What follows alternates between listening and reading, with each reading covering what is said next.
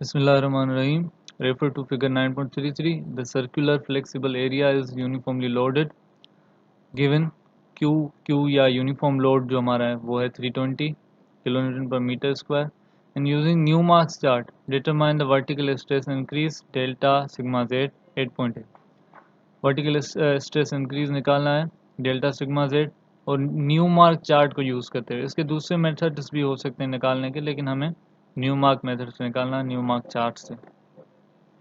अब ये हमारे पास रेडियस जो है सर्कल का ये है 4. ये हमारे पास प्लेन है और उसी क्वेश्चन का ये क्रॉस सेक्शन है. इससे हमें पता चला कि जो रेडियस है वही हमारी डेप्थ है. यानी रेडियस अगर 4 है तो डेप्थ जो है वो भी हमारी 4 है ए तक आने के लिए. न्यूमार्क चार्ट जो होता है उसका स्केल गिवन होता है वो हमारी डेप्थ के बराबर होता है. अगर हम यहाँ पढ़ें तो ये है scale of distance O Q is equal to depth Z at which stress is computed. यानी वो डेप्थ जहाँ पे हमें स्ट्रेस निकालना है और हमारा स्केल उसी के बराबर होगा. अब ये 4 मीटर है. अब इसको अब जब स्केल से मेजर करेंगे ये है 4 सेंटीमीटर. 4 सेंटीमीटर हमारा किसके बराबर हुआ? 4 मीटर के, क्योंकि 4 मीटर हमारी डेप्थ थी. इसका मतलब 1 metre is equal to 1 centimetre. ये हमारा स्केल बन गया. अब सर्कल का हमारे पास डायामीटर कितना है? रेडियस 4 है, डायामीटर उसका डबल होता है यानी 8. तो हमें 8 सेंटीमीटर, क्योंकि हमारा 1 मीटर 1 सेंटीमीटर के बराबर था, तो 8 सेंटीमीटर हो जाएंगे 8 मीटर हो जाएंगे 8 सेंटीमीटर. ये सेंटर है. अब ये चार्ट का सेंटर है, इस पर हमें वो पॉइंट रखना है जिस पे हमें स्ट्रेस निकालने हैं सर्कल का. अब वो ये एंड पॉइंट है ए, तो हमने यहाँ पे ए रखा. यहाँ से हमने डायमीटर बना लिया, वो था 8, और हमने उसका हाफ यानी 4 पे एक कट मार्क लगा ली. यहाँ पे हमने पलकार को रखा और 4 सेंटीमीटर तक उसको ओपन किया और हमने सर्कल बना लिया, क्योंकि रेडियस हमारा 4 सेंटीमीटर था. सर्कल बन गया. अब हम ये बॉक्सेस जो हैं वो गिनेंगे. न्यूमार्क चार्ट अलग अलग होते हैं, अलग अलग स्केल पे बने हुए होते हैं, तो जो स्केल होगा उसके मुताबिक हमें ये डायग्राम बनानी होगी उस चार्ट के स्केल के मुताबिक.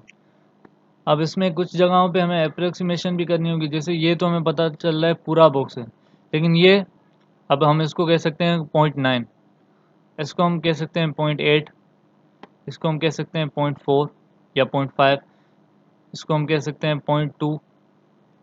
तो ये हमें अप्रोक्सीमेशन करनी होगी.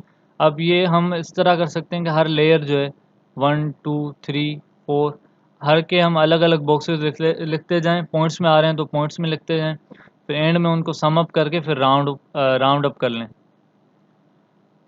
जैसे 44.78 हो रहा है तो उसको हमने 45 कर लिया, इस तरह.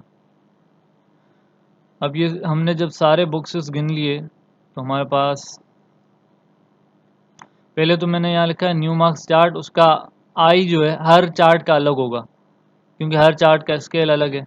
इसका है 0.001, तो ये चार्ट पे लिखा हुआ होता है, ये हमने लिख लिया. और नंबर ऑफ ब्लॉक्स जो हमारे पास आया या नंबर ऑफ बॉक्सेस वो था 334.7 समथिंग या इतना कुछ, ऐसा कुछ था, तो उसको मैंने राउंड अप करके 335 कर लिया.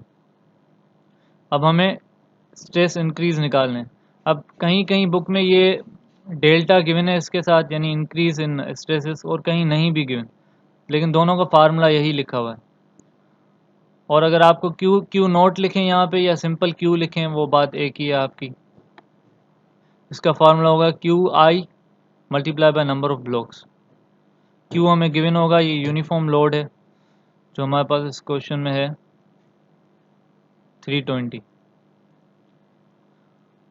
और नंबर ऑफ ब्लॉक्स हमने निकाल लिए थे, आई हमें गिवन था, हमारे पास इंक्रीज इन स्ट्रेस आ गया.